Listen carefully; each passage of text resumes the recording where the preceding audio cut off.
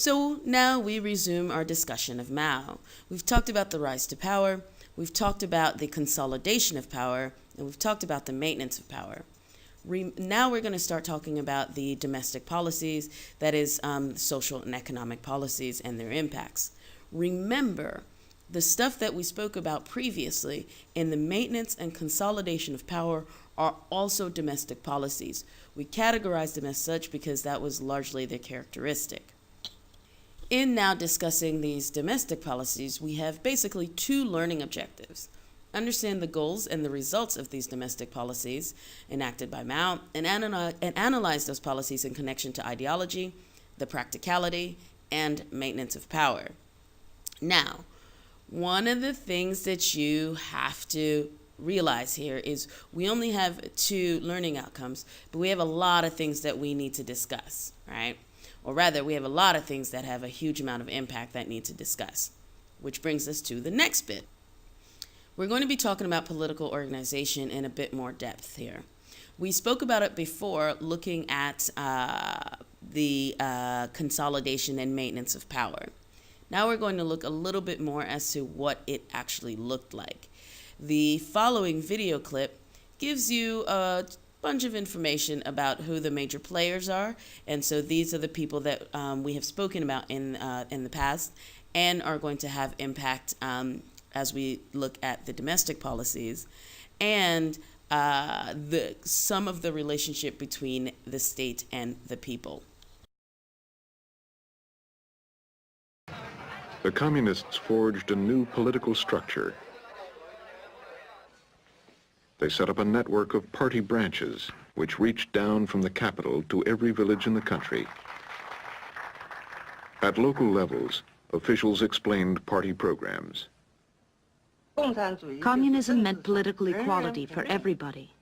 The people would be masters of the country. That was the propaganda. People would have enough to eat and wear. Poverty would be a thing of the past. The leaders of the party were veteran revolutionaries who had worked with Mao for years. Second in authority was Liu Shaoqi. Zhou Enlai was foreign minister and then premier. Gaining in prominence was Deng Xiaoping. Zhou Enlai was the gifted administrator and the loyal servant who never challenged Mao. He had a human touch that made him both popular and respected. Liu Shaoqi was more reserved. He was an orthodox communist, a cautious economic planner, and a devoted father.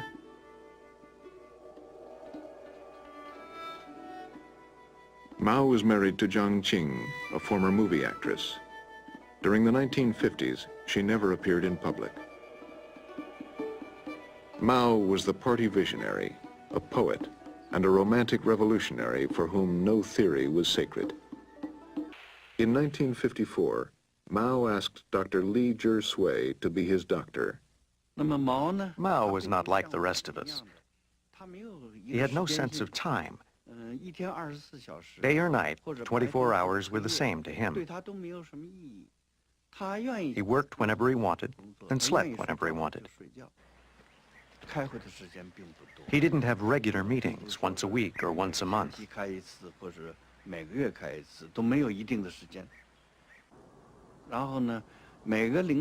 Any leader who wanted his permission to make a decision would send him a note. After Mao read it, he would write his comments on it and send it back.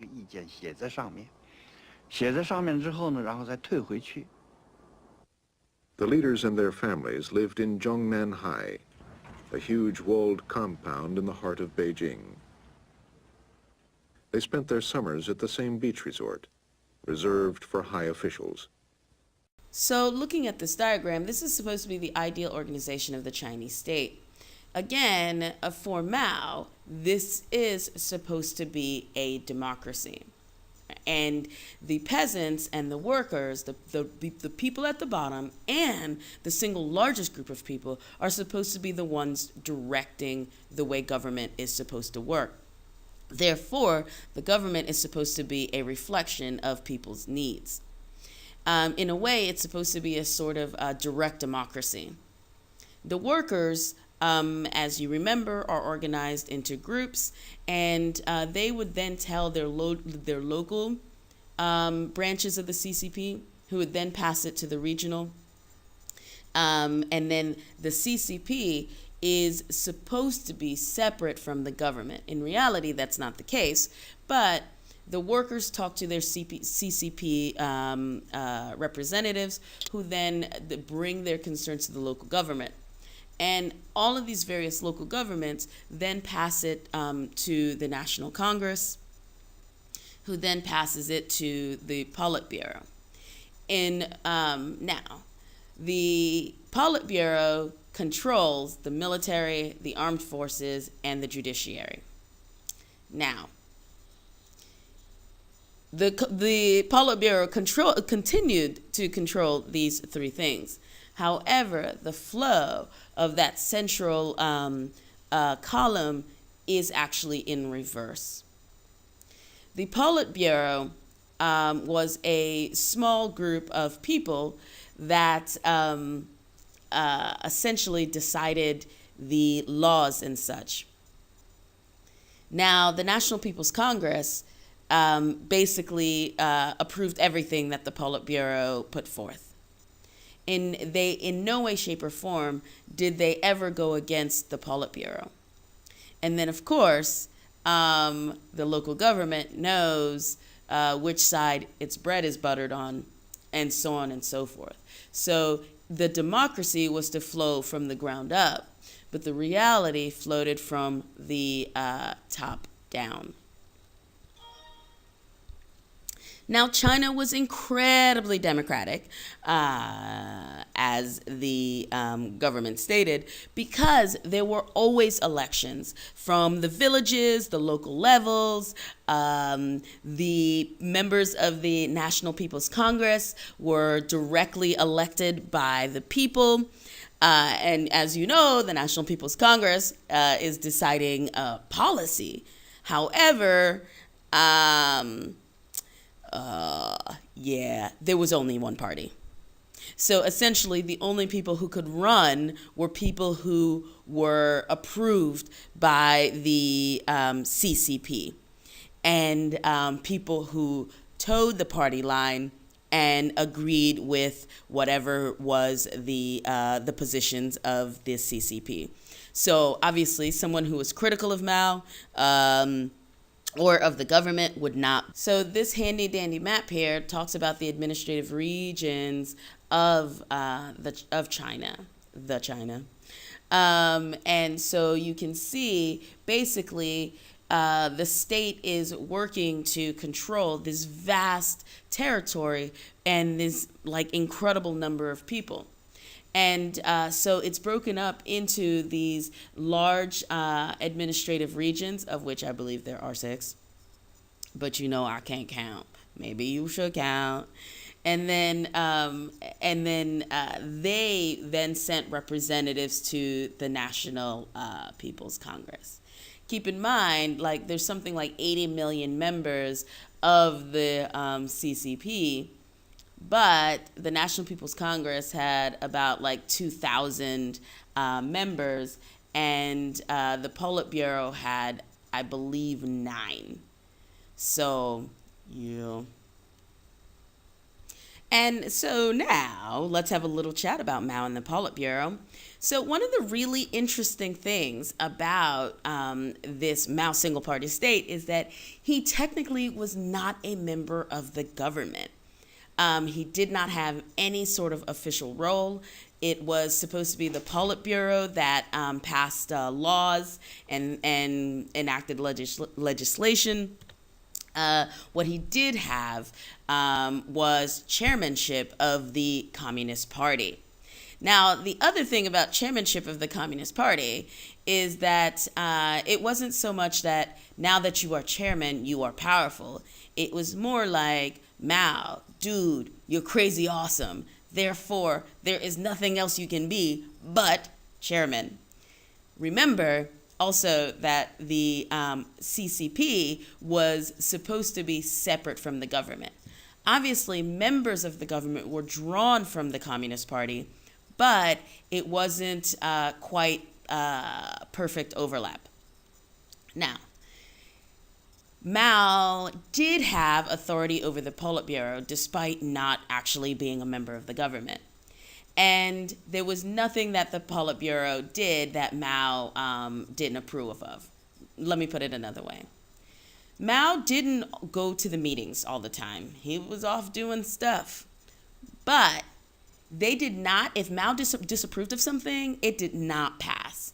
So everybody had to continually think, what would Mao do when they were passing legislation? And this meant basically that Mao was the ultimate authority over all of the lawmaking, despite, him just kind of hanging out from time to time. And when we look at the end of the Great Leap Forward, Mao goes into seclusion for a while, and he's able to come back more hardcore than ever. And that's part of this sort of the mystique of Mao. Because he had this sort of authority, it didn't matter. And another really important aspect of where his authority came from was the loyalty, the absolute loyalty of the People's Liberation Army. Remember Mao's important role in leading the army in the Civil War and defeating the nationalists. So Mao had authority over the PLA. So even though it was under the Politburo, it still was under Mao. And those of you looking at the cult of personality and propaganda and stuff like that, keep in mind the importance this played. And then finally, there is this concept called democratic centralism. This is an idea that we spoke about previously with Stalin and Lenin. And the idea, of course, is that we have this awesome democracy, right? They're establishing democracy. However, power needs to be centrally controlled, ideally in the hands of, the central party, the single party leader. But power needs to be centrally controlled because you can't put democracy into the hands of these uneducated masses. It was supposed to be sort of like a transition, right? So right now, the leaders of the party are the ones who have the education and the ability to move things forward, but they fully represent the needs and the desires of the people. Now, looking at this handy-dandy diagram here, right, it makes you wonder how revolutionary was this civil war and establishment of a communist state really, right? Or rather, how revolutionary was it politically? I don't know, something to consider. Using what you know, in what ways does this political organization reflect Mao's ideology? And this is a bit of a review, pull it back, right? Now use Marxism to analyze this organization of government. In what ways is it Marxist? In what ways is it not?